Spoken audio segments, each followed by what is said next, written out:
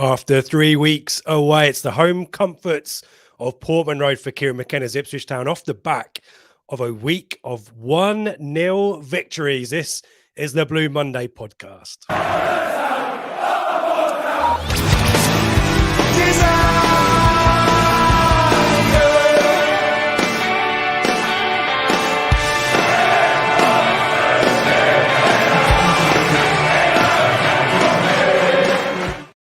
Hello and welcome to the Blue Monday podcast discussing Ipswich Town up or down since 2015. I'm Richard Woodward and this is the Prematch Show brought to you in partnership with our friends at the Greyhound Pub in Ipswich. We're available every week live on YouTube and on podcast Portman Roadcast shortly afterwards. Joining me, we've heard briefly as he heckles me. I told you before we started, I'm massively rusty. It feels like I have no idea what I'm doing. Hopefully you do, Seb Brown. How are you, mate? I'm all right. We'll just wing it. Don't worry. It's been a while, isn't it? It was Cardiff the last time we were on together, and you spun out your birthday across a 3-week period, didn't you? So you've been away and stuff. So yeah, no, good to be back. Looking forward to tomorrow, and yet again, what an amazing week to be a Town fan. Oh, nuts, isn't it? It just gets better, doesn't it? It's brilliant. You can just sit here with a smile on your face every single, 3 times a week at the moment, and repeat the same things because it's absolutely phenomenal. And we're definitely going for those binary scorelines 0-1, 0-1. We shall see whether we will be repeating the trick on Saturday against Blackburn. But I'm running out of places on my arm to pinch myself, Seb. I was watching, obviously, as most people were on Tuesday night. And, the guys did a really great live show on Wednesday, which you can watch again and kind of get the blow by blow and their analysis and the questions and discussion about it. But just give me your kind of reaction to this week, because we obviously started off the victory at Sheffield Wednesday. I was a little bit apprehensive. I think we spoke about it off the back of their draw at Leeds, but just professional jobs, isn't it? And the momentum that we're building, and certainly the feeling off the field as well. It's 2 big away ends that we've kind of taken to Hillsborough and St Mary's. It feels really good, doesn't it, to be the right end of that kind of trajectory curve as opposed to being down in the doldrums, which we have been for the most of the last 10 years. It does, yeah. I mean, how many times did we sit here after an international break and say, we've only won 1 in the last, 15 international games after breaks, and it's just everything that was a problem for us in the past. We don't win on Sky, we don't win big games, we can't beat a side in the top 6 away from home, we don't win after international breaks. They're all just ticked off these days, aren't they? It's brilliant. It's another excellent week. Like you, I thought Hillsborough was more difficult than perhaps it turned out to be, given they had that great result in a couple of weeks on the training pitch. And I think that the word you used, professional, is exactly how you would sum up the 2 kind of performances. We created a decent number of chances across both games. We were clinical and took the ones that matter. And in both games, did we really have much to kind of stop? Wednesday didn't have an effort on target. Southampton had the one he hits him in the face and the shot from about 20 yards out. But apart from that, there wasn't that much, was there? And yet again, we've kind of found different ways to put in performances and win to how we were doing things earlier in the year. And yeah, it's just phenomenal, isn't it? If we'd have sat here, me and Ben sat here a week ago previewing Sheffield Wednesday, and we said, okay, well, the Blackburn game is kind of your banker this week. That's one you want to win in front of your home fans. And Southampton could be a little bit tricky, being a parachute team, etc. So do you go big at Wednesday and get the week off to a good start, and then maybe some rotation for Southampton, and maybe view that as a bit of a trial run and a free hit, given where they would expect to finish in the league versus where we were kind of last season. And we sit here now 6 points from the 2 games going into Saturday, completely full of confidence. And yeah, what a time to be a Town fan. Kieran McKenna is getting mentioned on podcasts with Alan Shearer, Gary Lineker and Mika Richards, and yeah, it's an absolutely brilliant time to be a Town fan. Big Meeks. Right, well, we mentioned we're live. We're going to say hello to some folks in the chat. We've got lots of stuff that as I said, I'm rusty. I'm likely to press the wrong button at some point. Hopefully I don't take us off the air. But we've got some bits and pieces. Is it your age? Is it your old age? I am older now. I am literally decades. A whole year old. By the way, a new addition to the pod wall, you can just about see the edge of it, is my signed Ipswich pennant there, courtesy of family and friends. And I've got a Ted Lasso training topper. So I'm just showing off all of my special presents for being an old man who doesn't know what he's doing. So we are going to announce a winner of a giveaway in a bit. We also have the announcement of our special guest for the Blue Monday live show 7th of October after Preston North End. So we'll give you all the details about that later on. Stick around for that. But let's say hi to some chaps. Let's say to Jules, who quickly rushed me a Sunderland v Cardiff predictions there. We forgot that one on the spreadsheet. So quickly cobbled that one together before we went live. Hello to Jules. Hello to Pennsylvania, James, our friend over in the States. Hope you're doing all right. And our friend in Brisbane. Should be about 30 degrees today, Michael, should it? Oh, nice, lovely. Nice, yeah. Now it's when I'm pretty certain when we recorded Cardiff, it was still light out, and now it's not. It's just last week you and me were in London. It was like 27 degrees and lovely, and now it's cold and horrible and dark. Thanks for reminding us, Michael. Yeah, Charlie D's with us, Gary's with us. Evening to Mark. There's multiple Marks. Mark 82. Ashley's with us. Great to have you with us, Ashley. Tim's all the way from Chile, Devon, not Brisbane. Colin is here. Neil is here. Nick's with us as well. Eric, greetings from the Tiptree Jam Shop. Lovely stuff. A bit of raspberry jam. Here's someone who should know better. Rando123 giving us all kinds of nonsense opinions, and someone else who indulges in similar opinions is Mr. Macon. Good to have you with us as well. 3-0 prediction from Bluey here. Keep your predictions. We will come back to those later on, but we've got an early offering there of a 3-0 save. I'm not sure I'm nearly as confident as that, but Mark, echoing your thoughts, can we get that 9-point haul? I don't think anyone, as I said, as you said, could have imagined that possibly a week or so ago, but here we are. Nick is with us as well. Not quite sure what to make of tomorrow. Well, we will do our best to bring you up to speed. And hello to any Blackburn fans. Feel free to say hello and nudge us in the right direction if we go wrong. I'm sure we've done as much research as we can, and Seb has always done the lion's share of it, but do correct us if we go wrong or give us any insights you've got. Hello to Steve from sunny Cyprus. Everyone's just hello from miserable Ipswich. Everyone enjoying every game via Town TV. Tension higher in the Championship. The rewards with each win are greater too. Yeah, great shout out there. Edward, good to have you with us. And he's looking forward to the live show after Preston North End. We'll see you then.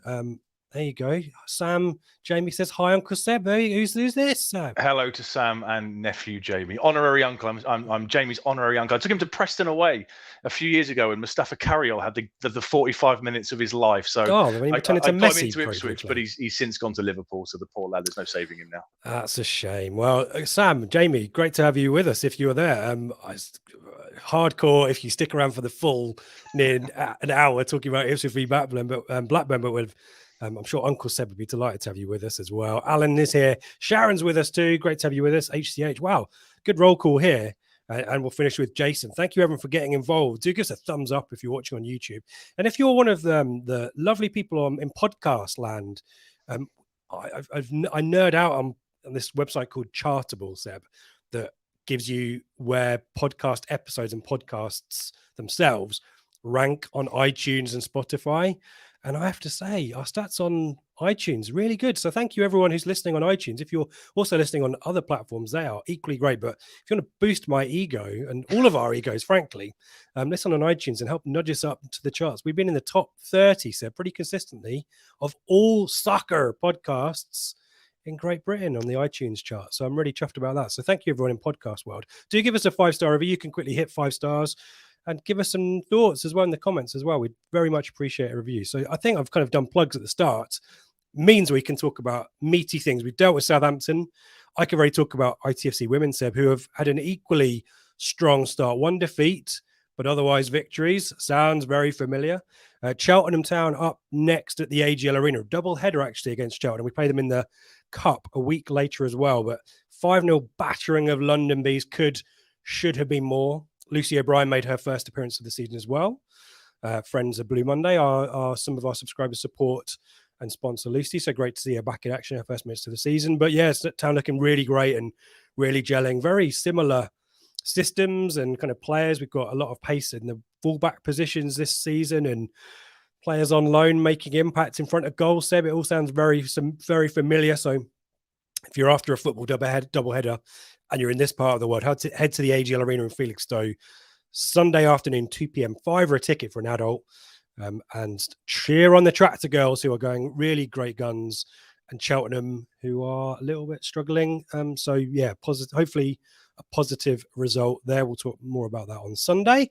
Have to say, Bluey, thank you for the super sticker, inflating our egos even more. Thank you so much for your support. Appreciate that. If you want to do likewise, there's a button to do that in the chat. But otherwise, as we say, thumbs up is very much appreciated. Bluey, thank you so much for your support. Seb, ITFC fans supporting food banks are back as well. That's good, positive news, and the same old stuff. I've got the image there. Good to see the positivity on the field and off the field coming together for good causes, isn't it?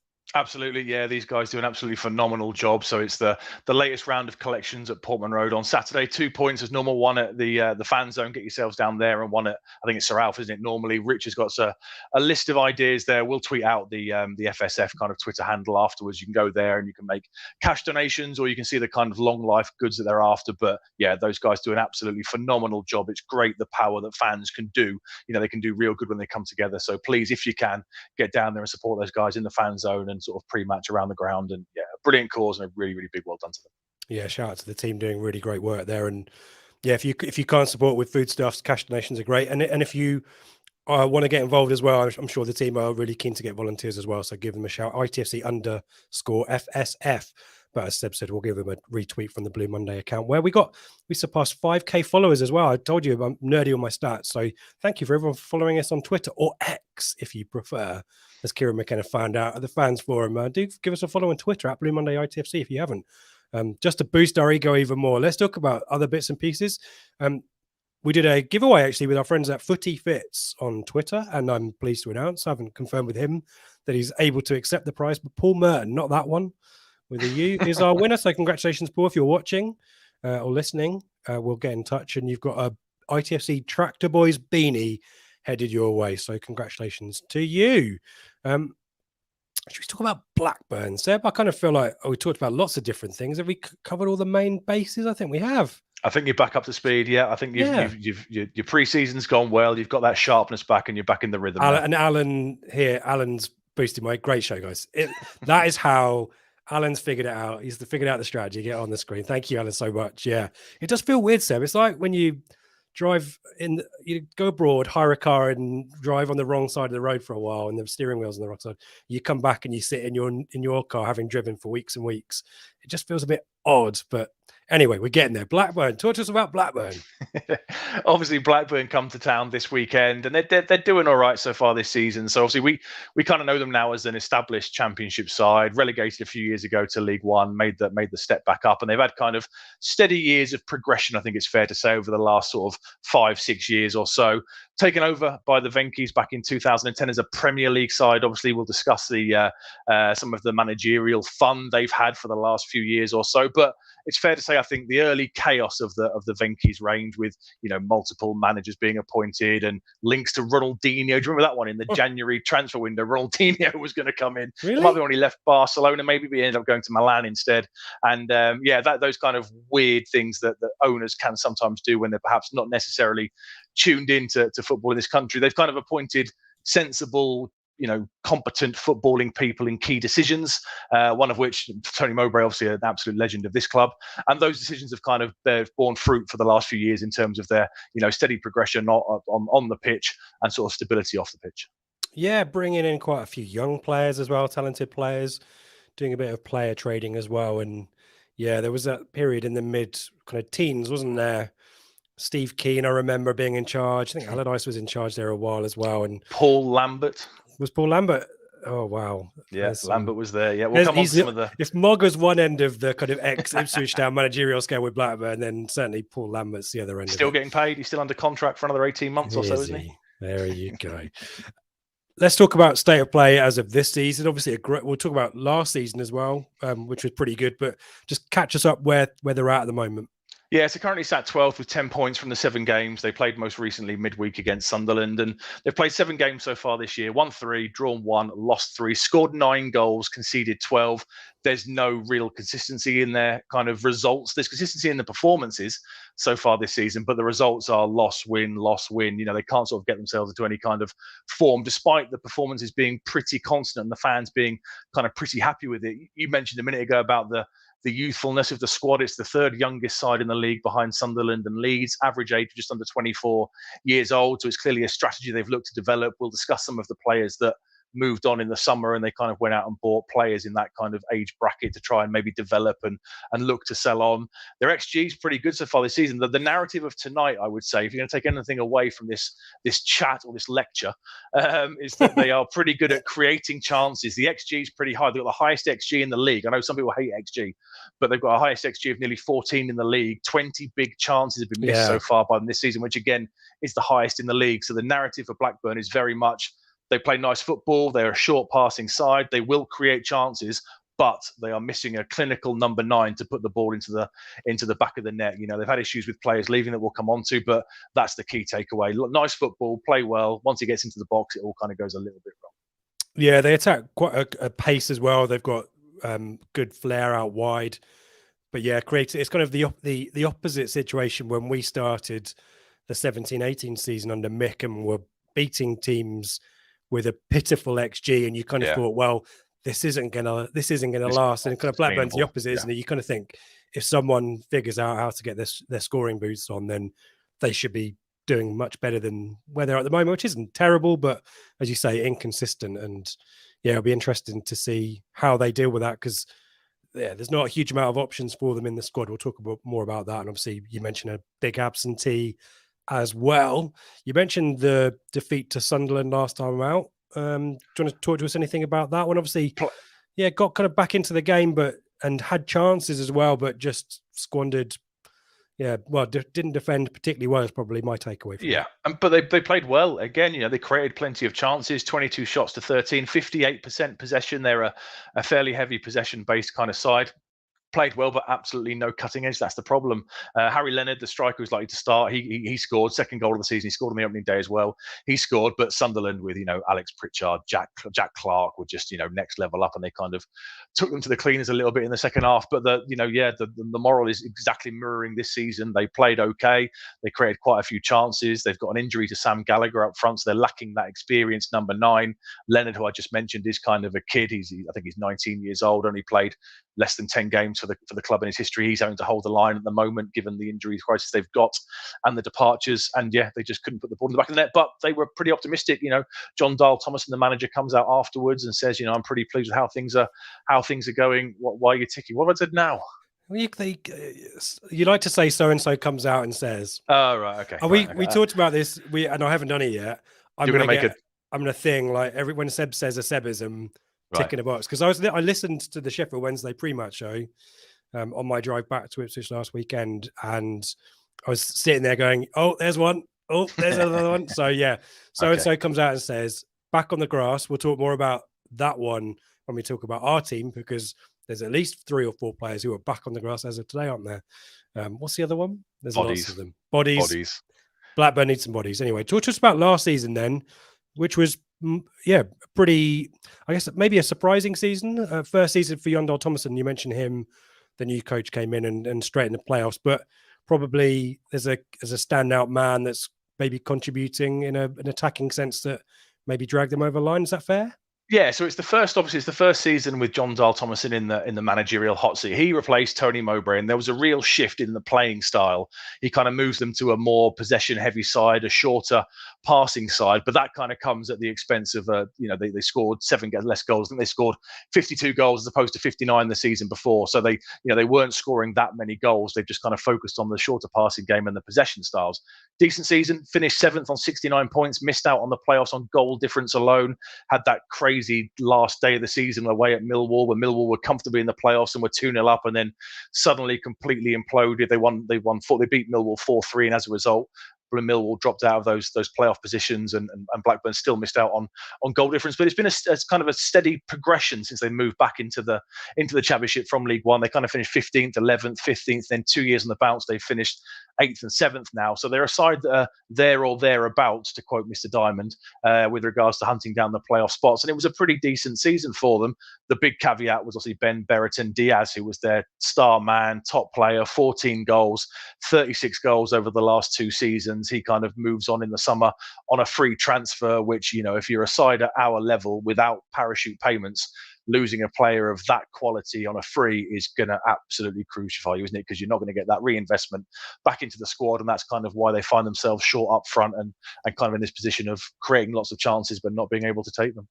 Yeah, they couldn't do a Coventry, could they? Who obviously sold Gyökeres for €27, €27 million or whatever. And €27. €27. Yeah, it's bargain, isn't it?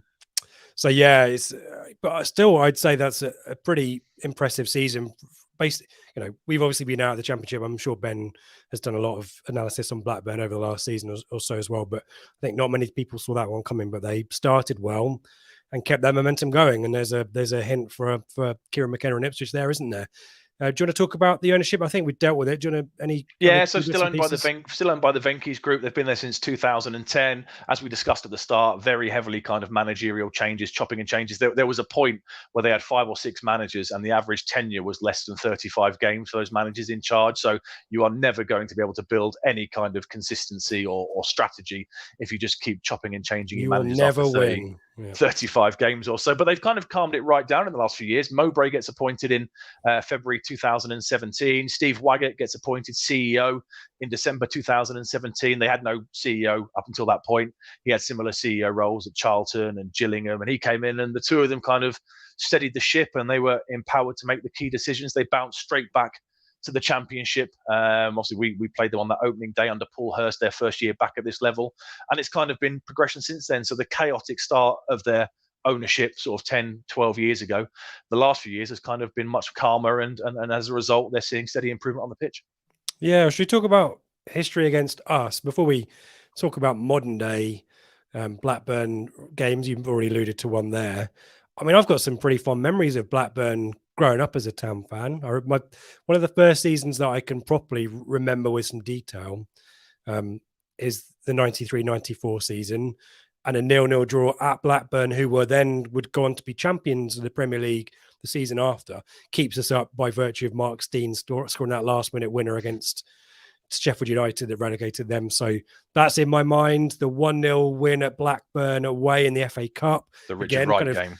Season 2 years later, when they'd just been champions and were reigning champions, and there were the quotes about Alan Shearer, there's no easy games at home apart from Ipswich or something like that, and we beat them in extra time. Paul Mason. And do you remember Tony Mowbray's volleyed equaliser in the death at 2-2 Park 2-2? Yeah, when he turned 2-0 down. Matt Holland, Thunder B from the edge of the area. Sending off for them as well, maybe, or some. Blake was it? I think got sent off, if I remember rightly. The useless information that goes around in my head.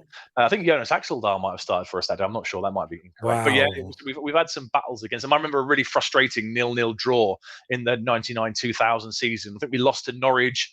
Maybe drew with somebody like Tranmere, and we drew 0-0 with them one night as well on a very wet and blustery port, but we just couldn't break them down. One of those frustrating games where we kind of couldn't work out a plan B to get through side. So yeah, I mean, our overall record is pretty, it's pretty close. We've had 20 wins, they've had 17 wins, and there's been 18 draws, but they've not won at Portman Road since November 1994. So it's certainly not a happy hunting ground for them. Wow, that's pretty bad, isn't it? Yeah. I'm trying to think. I mean, we've probably played them 10 times during that. Yeah, there's a few games. Yeah, quite a few. It's just not somewhere they normally beat us. Our record at Ewood Park is pretty crap. So it's one of those. We win the home games and they win the games up there. So it's it's not a happy hunting ground for them. If you've got any Blackburn memories, additional ones, stick them in the chat. I was kind of scraping the barrel. That's why we're going to bring back that goal commentary quiz, but there's not a huge amount, and I ran out of time anyway. But the only ones I can think of is like Murphy scoring that cracker from a volley from a corner, wasn't it, in the first minute in the 14-15 season? We lost, didn't we? Yeah, and we lost. Still, Derby had a massive brain fart and missed out in the playoffs, didn't it? But yeah, it sounds like John Rhodes always seemed to score against us, didn't he? That is true as well. Yeah. You mentioned the games last time we played them, which was 18-19. We talked about the 2-2 draw. There was a 2-0 defeat at Ewood Park, which I don't remember at all. Yeah, no recollection. I'm sure Lambert said we played well and did well. Yeah. The 2-2 draw was interesting, wasn't it? First game under Paul Hurst, Janoy Danassian started, and obviously he's the one player from that game who's probably still in the building. We went 1-0 up early, didn't we? Was it Guillaume Edwards with a header? That's probably the highlight of the Paul Hurst era. And then, I remember they let Bradley Dack just waltz through our defence twice to score, and a very late equaliser by Teo Eden, wasn't it? And strange looking back now, seeing the turnover of players since then will be absolutely crazy. Yeah, we've got Blackburn offering there. Jason Dizelle goal promotion goal in the promotion season at Christmas. Also, probably a year later, was Boncho's overhead kick. That was against Blackburn as well. I think from 1-0 down, if I remember rightly as well. So there is some stuff in there as well. And there's Jules. Last time I went was poor, mate. I bet you got back at like 2 a.m. or something, didn't you, Jules? But yeah, some positive memories in there. I went to a 0-0 draw in actually Sam, the guy with his nephew, Jamie, mentioned it earlier. We went together. Must have been 2016, Leon Best's debut, I think it was, and it was absolutely awful. Turgid. Let's talk about the boss, shall we? I was doing some research very briefly because I do a little bit. I thought Jon Dahl Tomasson was kind of a bit of a legend at Newcastle. And he played 23 times for them, didn't he? Only like 3 goals. He was moved on quite quickly. He was in Match magazine every single bloody week. They bloody loved him. Him, John Beresford, Peter Fear at Wimbledon. Match magazine bloody loved Peter Fear, who never did anything for them. There was a guy, Paul McGregor at Nottingham Forest. I liked all the kind of indie hipster guys. But Jon Dahl Tomasson, I seem to remember, was always in Match magazine. But yeah, 23 appearances, 3 goals. I think he was signed as a number 10 and shoved into an attacking position because Shearer got injured. It was the Shearer cruciate injury, wasn't it? They sold Ferdinand to Spurs, and he just couldn't cut it as a forward. But he's had a really solid career, and all of us were probably surprised at him joining Blackburn as a coach. But he's been a coach and manager for about 9 years before he went to Blackburn, hasn't he? Give us a bit of a potted history of his career. Yes, he's been there in charge at the start of last season and obviously this season so far. Previous roles at Malmo, Roda, Kirkrade and Excelsior. He actually won back-to-back league titles at Malmo in the Swedish, what's it called? The Alkaver and the top Swedish league. He won back-to-back league titles in 2020 and 2021. He's pretty tactically astute. He's been heavily praised for that. He's been linked with a few kind of bigger teams back end of this summer when he was kind of murmuring a bit of discontent regarding the transfer business. So I think he's viewed as a bit of an up-and-comer. And obviously the playing spells, you've mentioned Newcastle, spell it Heverin, Feyenoord, AC Milan, Stuttgart, whoa, shit, I thought I got away with it. Have another go. Heerenveen. There's an N in the middle. Heerenveen, yeah, whatever. And obviously Denmark, a Denmark legend, 112 caps, 52 goals for Denmark. I'm sorry, mate. I'm sorry. Very highly rated striker, apart from his time at Newcastle, and doing a really good job at Blackburn so far. Like I say, he's really kind of changed the playing style from what Mowbray was doing to this new shorter passing, higher possession kind of side, and it's going well. There you go. You've been possibly corrected there by. No, it was 0-0. Yeah, it was 0-0. Jamie's been to 2 games, I think, a 0-0 at Blackburn and a 1-0 win at Preston. So yes, he has an unbeaten record watching Ipswich play. His Matt chiming in. He didn't. Yeah, Ben was lovely last week. We joked, we laughed. What you did was slag me off. He threw me under the bus about tickets at the fans forum, and now you're back, and it's all gone straight back to normal, hasn't it? I feel like sidekick. You're the partridge to my sidekick, Simon. You can't use the big screen, touch screen wall. Come on. Anyway, there we go. Do you want to talk? We've dealt with managers. I think we know about Jon Dahl Tomasson a bit more.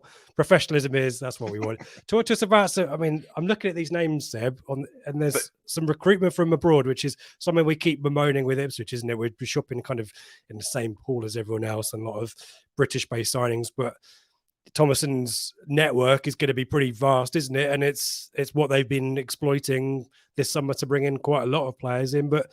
As you mentioned, no kind of big money signings, maybe one, Woolstead, the keeper, but you don't bring in the Brereton Diaz cash. You generally have to shop kind of cleverly, and it looks like that's what they tried to do. Yeah, that's the problem, isn't it? You don't get that big payday for your striker going out. They actually turned down an offer last summer for him. I don't know if they offered him a contract, Brereton Diaz, and he kind of made it clear he's going to move on. Nice offered 10 million quid, and Blackburn rejected it, saying they wanted 15. And I guess maybe they were confident of selling him in January, but for whatever reason, it didn't happen. As a result, they haven't got the money to go out and kind of reinvest this summer. So they have brought in, like you say, players from abroad. But I'll be honest, the transfer business they've done, the players have barely featured so far this season. It's very much kind of last year's squad. You mentioned Leopold Woolstead. He's the backup goalkeeper. He came in for just under £1 million. Sondre Tronstad, he's come back into the squad for this week, along with Arnor Sigurdsson, who's an attacking midfielder. They both got injuries in pre-season. Sigurdsson hasn't featured at all. I think Tronstred made one start or one sub-appearance against Middlesbrough early in the season. They're both back in the squad. Niall Ennis, our foe from Plymouth last season, scoring last-minute winners and affecting games off the bench. He went there on a free transfer, but again, he's been injured. He won't feature at the weekend. He's not going to feature. Semir Talovic is a striker. He's come in. He's kind of vying with Leonard for that up front kind of place. James Hill on loan from Bournemouth. Why have you got your arm up? What are you trying to say? I want to ask a question, but you were in full flow. Niall Ennis. Yeah. Do you think he regrets not staying at Plymouth? Well, I guess Blackburn's a sure Blackburn thing in terms of wanting to play in the Championship. Yeah, Blackburn are a bigger club than Plymouth, aren't they? Won the Premier League, for God's sake. So I think it's from a kind of hello to all the Plymouth fans who are about to start slating me. I think I think Blackburn is, if you get offered the two between Plymouth and Blackburn, he's probably A, doubled his money. B, he's not going to be okay. At the start of the season, we thought Plymouth might be in a relegation scrap, whereas Blackburn are a much safer bet, and they're just a much bigger club. And obviously, Blackburn is far nicer to live in than Plymouth on the south coast. So that's the final tick of the box. But yeah, no, I don't think he would regret it. He's not featured. He's picked up an injury, but I think given their lack of options up front, he'd be pretty confident about nailing down that number 9 kind of position when he's fit and contributing to the team. Okay, there you go. Sorry, I cut you off partway through. It's all right. James Hill's coming on loan from Bournemouth, centre back, very highly rated. I think Bournemouth paid quite big money for him. And Andy Moran's come in. He's kind of number 10/left winger. He's on loan from Brighton, 19 years old. I think Brighton are hoping he's going to be the next one off their kind of conveyor belt of talent. So they've brought a fair few players in, but as of up till this point, none have really featured to any great degree so far this season. Yep. And we mentioned that, Bradley Dack and Daniel Ayala departed in the summer as well, didn't they? Yeah. Released, but Dack's ended up at Sunderland. Some money brought in as well, a couple of signings for cash, but doesn't look like a huge amount of it's been reinvested, does it? No, Thomas Kaminski went to Luton that time when they were linked with Walton. Do you remember? They were kind of that link to Walton came out of nowhere, sort of start of August time. They went and signed Kaminski instead. And Ashley Phillips, a very highly rated young centre back's gone to Spurs for a couple of £1 million. I don't think he's featured much there. He might have been involved in their League Cup defeat, but he's certainly one for the future. So they brought a bit of money in, but didn't really reinvest it, which I guess is kind of the norm for a kind of club at this level who without parachute money, you've got to try and balance your books each year, like we did in the late 90s. Yeah, and as you mentioned, there was a point where you thought Thomason might leave. He did. There was mutterings of discontent, wasn't there? Well, he said last year they got. I think Diaz had an injury at some point, and they were really down to the bare bones up front. And he found that very frustrating. He made a couple of comments in the January window about it, and he made some comments towards the end of the window. The same thing this time, saying we haven't really gone out there and done that much business. If we get an injury, which is exactly what's turned out to happen with both Gallagher and Ennis ruled out, then straight away, like last year, they're very light up front. So yeah. Not overly happy towards the end of the window, but you never know how much of that is just managerial posturing. And in terms of here's Sully, did I miss anything? Just 32 minutes of me slagging off Seb, Sully, and Seb doing his best to impart wisdom to everyone. Dr. Brown's giving a lecture. That's, I think, your words lecture, wasn't it? Dr. Sebastian Brown, great Scott.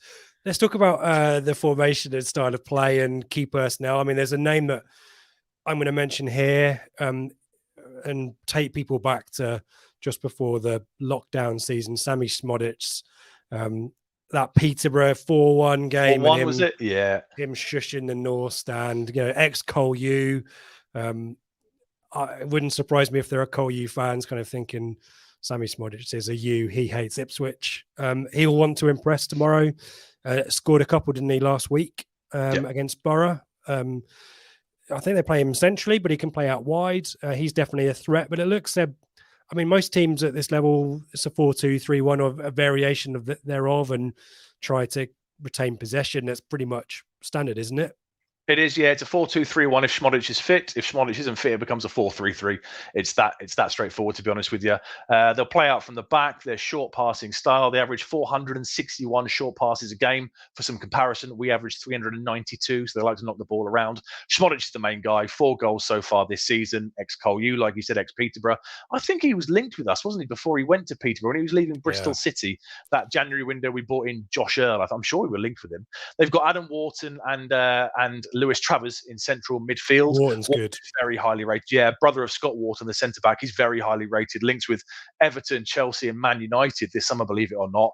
And Travers is the club captain, kind of like a bit of a box to box. The central midfield on Saturday will be absolutely crucial. I think you've got Morsey and Luongo against Wharton and Travers, and they're very, very similar. You know, Wharton will sit deep. He's the more athletic of the two, so we'll look to make interceptions, break up play, and get them moving, very much like Morsey does for us.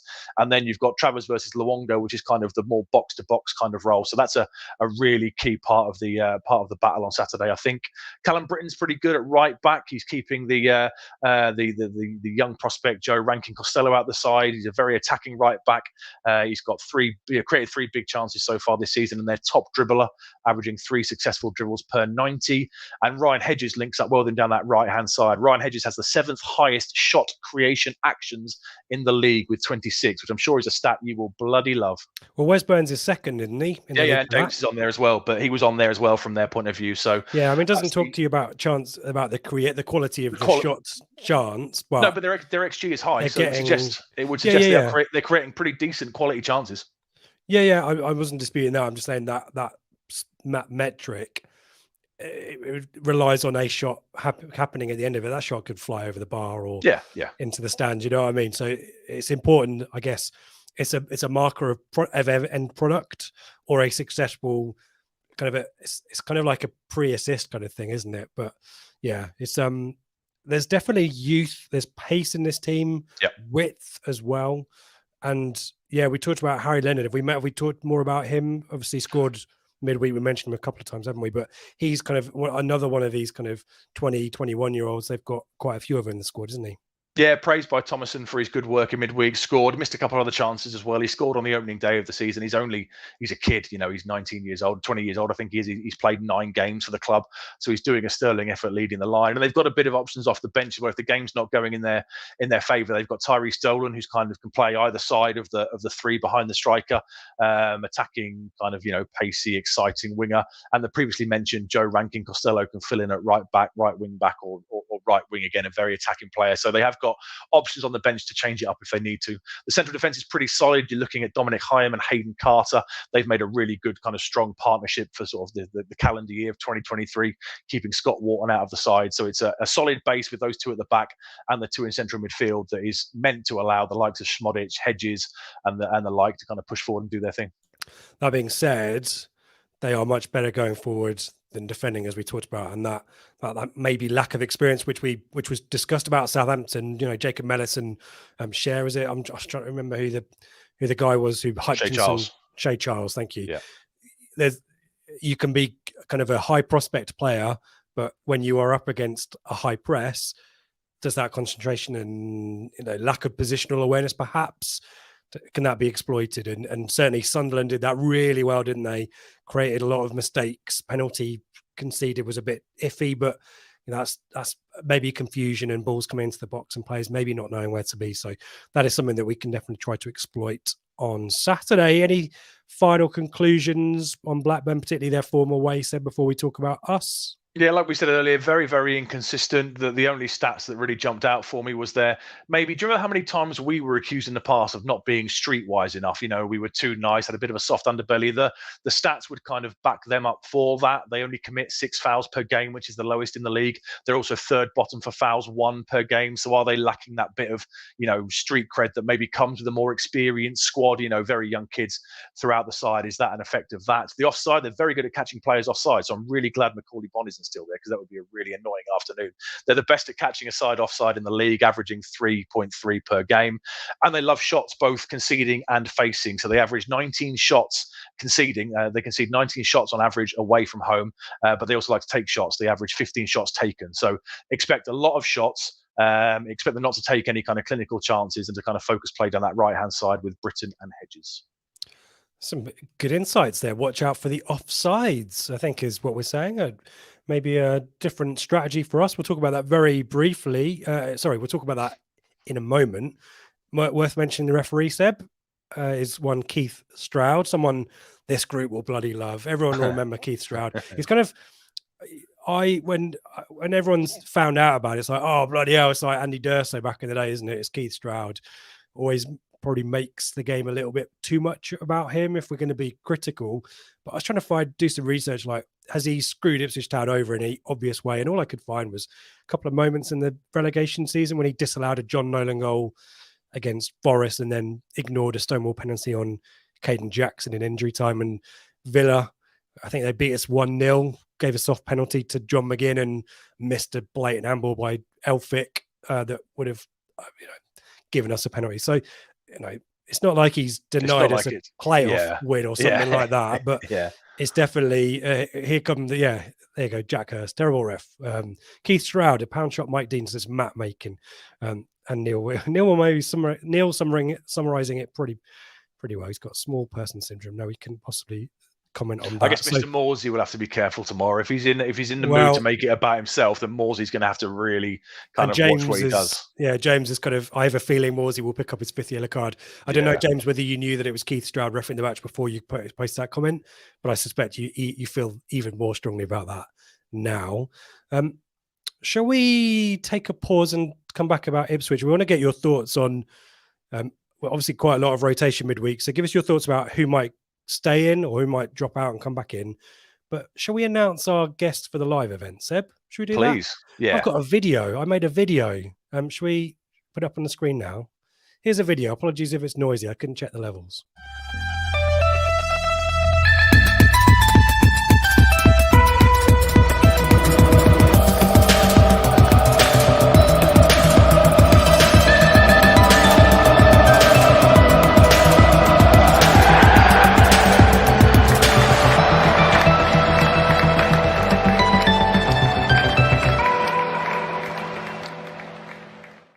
So we're delighted to confirm that former Town skipper and top 10 all-time Ipswich Town, in the top 10, I should say. I think he's number 10, is he? Maybe number 9, number 10. Luke Chambers will be joining us live 7th of October after Preston North End.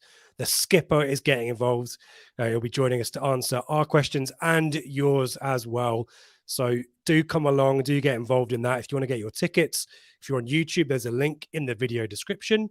You can always head to Blue Monday, ITFC.co.uk.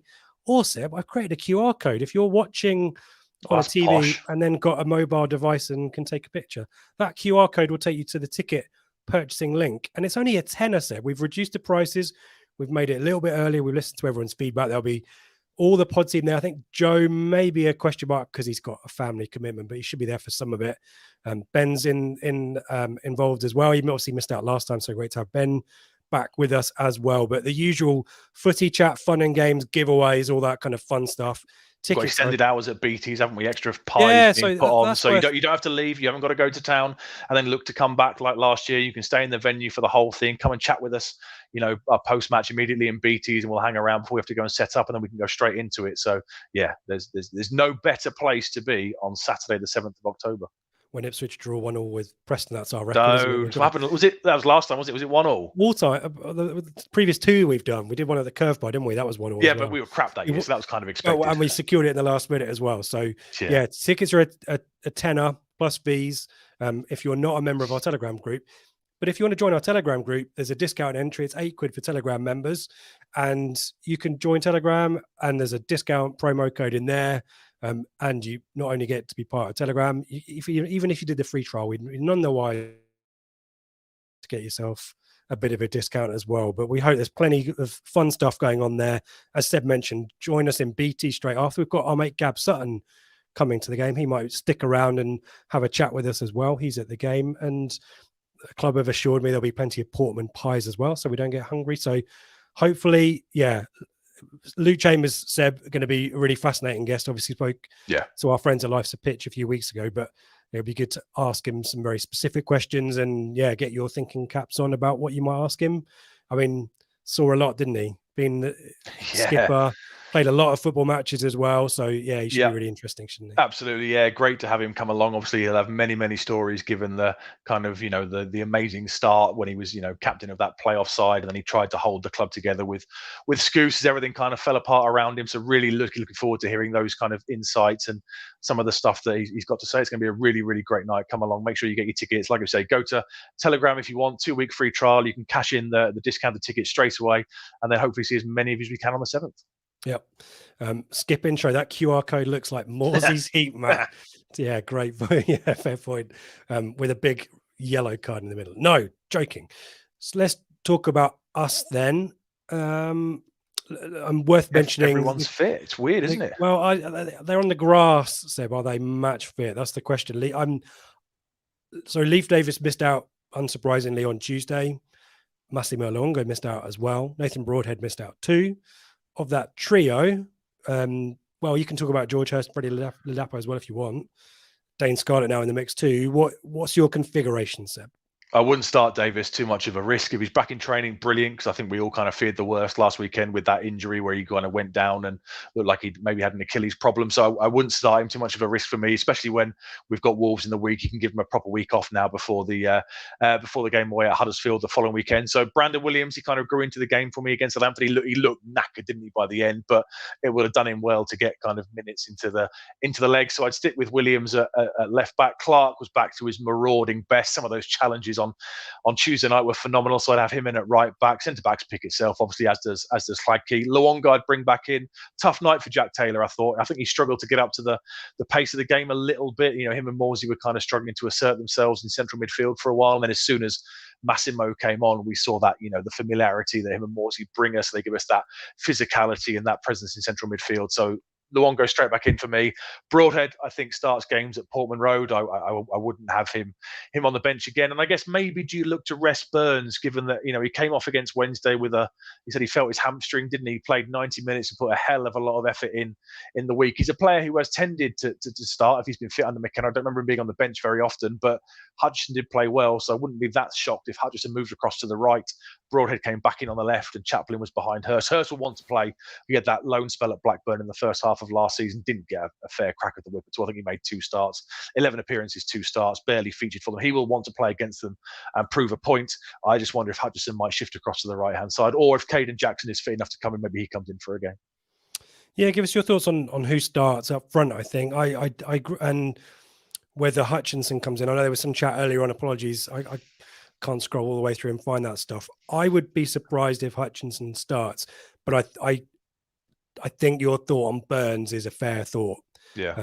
If he's maybe struggling, and we know that he obviously left the Wales camp a little bit early, didn't he, as well? So that wouldn't surprise me. But I also think that McKenna likes his pairings as well. You've got Clark and Burns, haven't you? You've got Davis and Broadhead. I just wonder whether Williams has formed a bit of a partnership now with Hutchinson when you think about it, against Cardiff. For the Ladapo winner against Cardiff, yeah. But so it'll be interesting to see how we go there. But I totally agree with you on Luongo, and I think it's inevitable that Davis will be rested as well. But it'd be great to see him on the bench, wouldn't it? Neil's going 100% Hurst, I think, and Broadhead starts at home. I think we probably fair enough.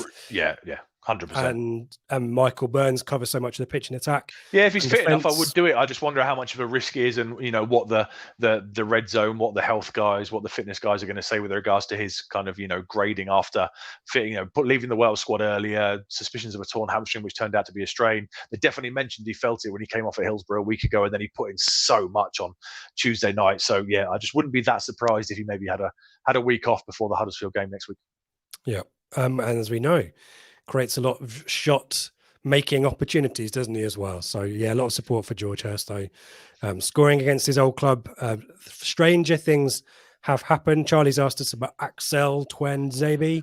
Well, McKenna was very clear and said he's at the start of his pre-season campaign and he won't feature in the league, but he specifically said league games, didn't he? So yeah, I would give him some minutes against Wolves. Whether he starts, I don't know. I guess if Edmondson and Baggett are fit, they probably deserve to start the game. But you know, an hour in, there's no harm whatsoever giving him a half an hour run out to try and look to build that match sharpness, because he could be the best of the bunch. You know, he could be a hell of a signing if we can keep him fit. We've just got to manage him carefully given his injury record and the fact he's so far behind. Who are you taking out?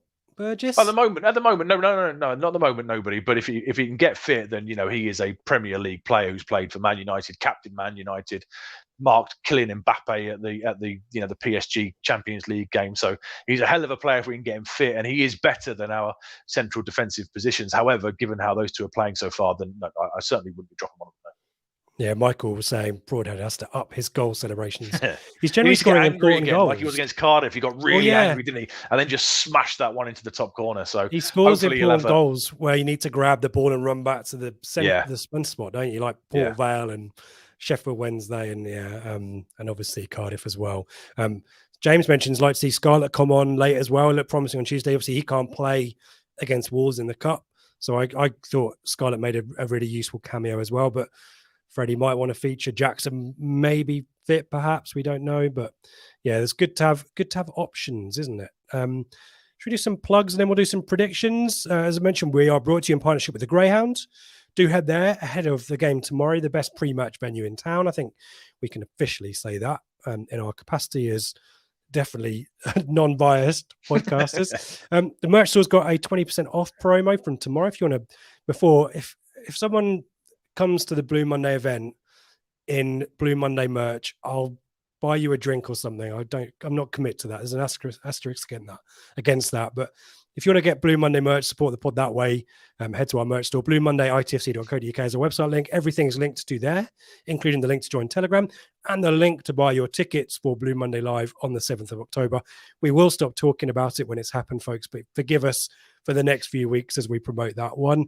Flagship is back, usual time, Sunday, 8 p.m. Ben, Dave, and Joe, the Holy Trinity, will be talking about Blackburn after the fact.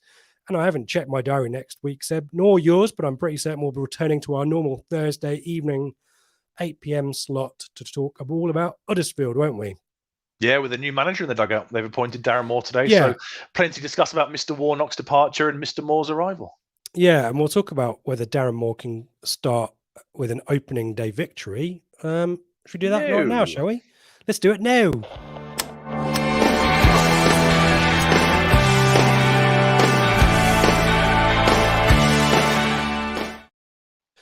Let's do a bit of a recap we missed 2 weeks worth. Well, we've got 2 weeks of results to catch up on.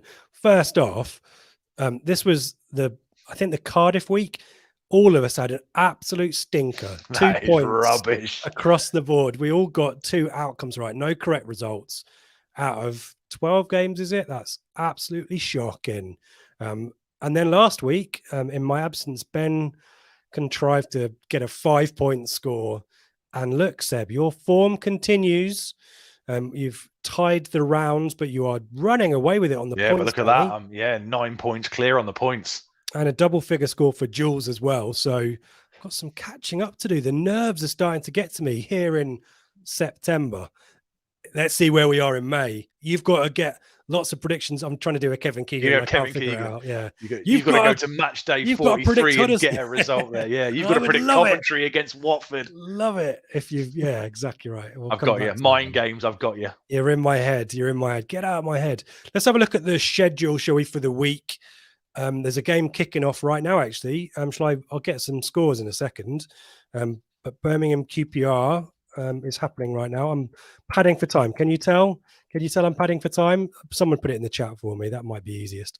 But otherwise, Seb, it's not a vintage week, I didn't think. When I was looking through them, nothing really jumped out the page at me. Middlesbrough Southampton's an interesting one, isn't it? It is, yeah. I mean, two teams desperate to get their seasons up and running, really, which means a draw, right? That's the logical thing. You know, 2 sides that can't afford to lose a game of football means the most likely outcome. You've gone for a 0-0. I've gone for a 1-1. Jules is confident that Southampton will get back on course against Borough. I watched some of the Borough game against Sheffield Wednesday in the week, and they look really, really poor. They just, They need to fire Michael Carrick and then hire Michael Carrick, because about this time last year he joined, wasn't it? And he got them on an amazing run of form. So, yeah, it wasn't not a vintage week, I didn't think, by any means.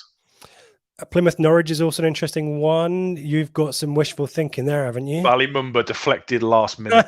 Well, stranger things have happened. I've said that twice tonight, haven't I? But yeah, we were talking about that the other day, weren't we? About what a weird sell that is by Norwich. Why you'd sell a bright prospect like that? I mean, they probably got a 50%. They'll have a big sell on fee, I would have thought. But yeah, £1 million is, maybe they were just desperate to bring the money in. Obviously, Ashley Barnes has now done his knee, hasn't he? So that's a blow for them. Sargent was out already for the rest of the calendar year. That's a blow for them. And Plymouth made 7 changes for the midweek game, didn't they? They rested Bristol City. They rested a load of players, got absolutely pumped. Rested a load of players, got battered, and hopefully they'll come back in with a point to prove and beat the scum. Mike Duff is going to be desperate to get a win, and I quite like the narrative of him getting revenge for that playoff final defeat in the last minute. So I've gone for a Swansea finally getting the win. You've gone for a draw. But other than that, Seb, it's a pretty turgid round. It's the Mark Robbins derby on Monday night with Darren Moore. Very quickly, we'll talk more about him next week. Darren Moore was a very difficult topic last season because Sheffield Wednesday, prior to their collapse in March, April, had a really sterling season, hadn't they? And I think Ben said it maybe when you guys were talking about it, might be on with Sam Parkin on his championship check-in pod. Darren Moore, a lovely guy, respectful, being really humble, maybe should have answered that journalist question and said, I'd have happily taken second, but nevertheless, always goes about things the right way. But tactically, Seb, has he got enough nous to keep Huddersfield in the division? Obviously, Warnock's given him a platform, isn't he? But yeah, I've got question marks about Darren Moore from a tactical standpoint. Obviously, as a man, no question at all about his credentials and him as a person, but as a manager, I'm not sure. What's your take? I'd agree. I think it's a poor squad. I think Warnock worked wonders the last couple of years. We'll discuss them in depth next week. I think they're a poor squad, and I think they will struggle. And with Warnock at the helm, you're always kind of think they're capable of pulling off shock results or going on a run when it matters in kind of the kind of springtime of the season. But yeah, under Darren Moore, I would be surprised if they can kind of get themselves out of a relegation battle this season. I mean, like you say, lovely guy, did really well last season, but how much of that was due to the likes of Barry Bannon and stuff? Just give the ball to your better players. And when the collapse came, I know they turned it round for the Peterborough second leg in the playoff semi.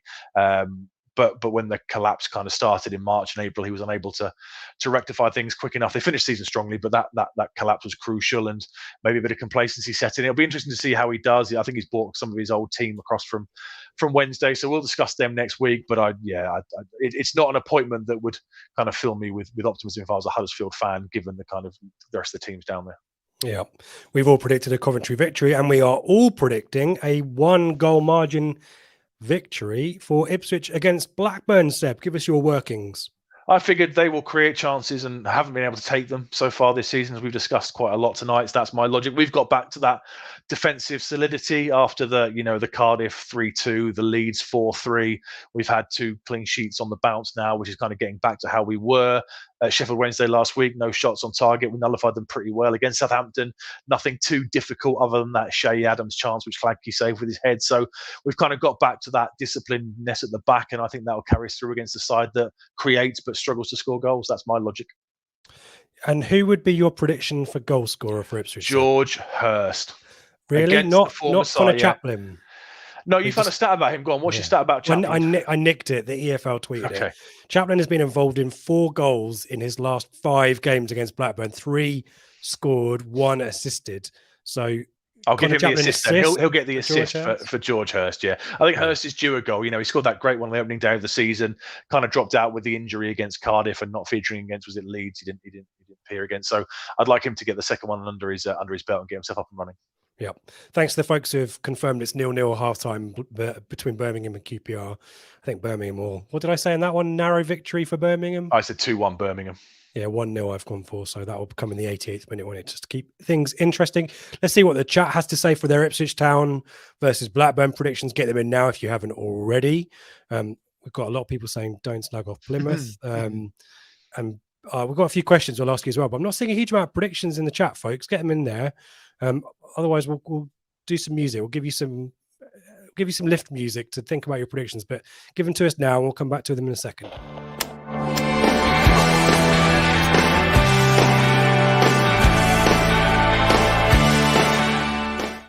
Here they are. Come on, folks. I know I've been unprofessional all night, but help me out here. James, 3 clean sheets and another win would be phenomenal. Matt's going for a 3-1. He's not seeing the clean sheet.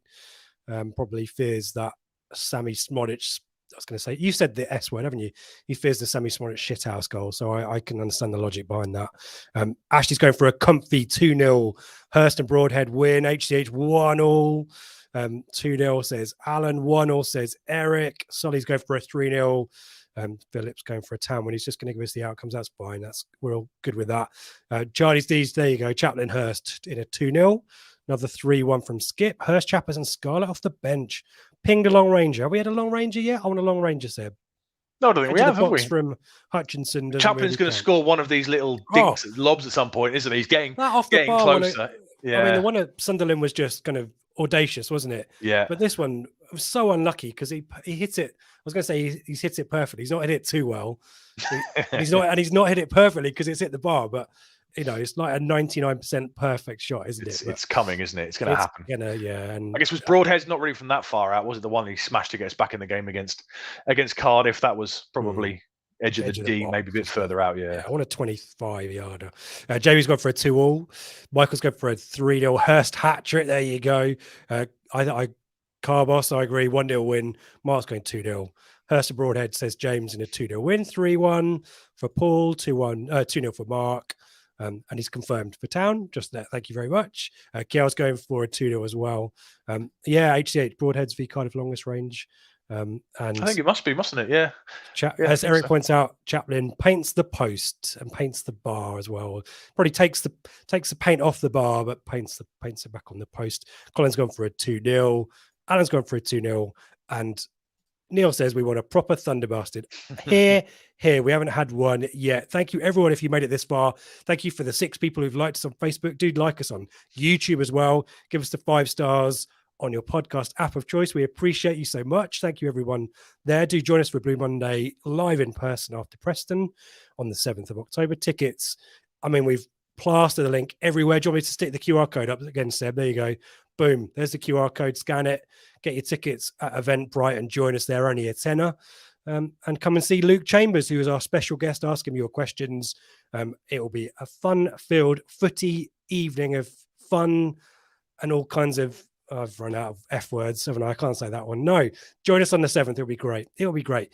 And Flagship on Sunday and head to the Greyhound. I think I've done everything. Seb, have I done everything? I think so. I think we've mentioned the plugs enough. Yeah, I think you've ticked them all off. Well done. You're back up to speed after this is like your first pre-season game after an injury break. And I'll be much better next week. Better next week. Brilliant. Thank you, everyone. There's a promise, folks. Yeah, come back next week on Thursday.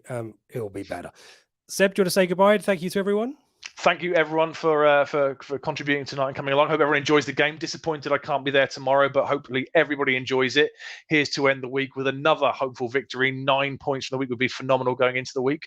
And as always, come on, you Blues. Whoa. I have to see us out. It's how it works. Oh, yeah, you've ruined it. Give me a chance. Give me a chance. You said say goodbye. I've got to queue it up, mate. If we lose now, you've ruined it. You can do it again. It flipped back to me after Leeds. People are being nice. Now you've ruined it. Cheers, HCH. Cheers, Neil.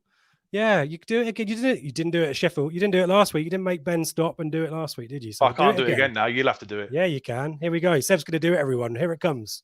Come on, you Blues.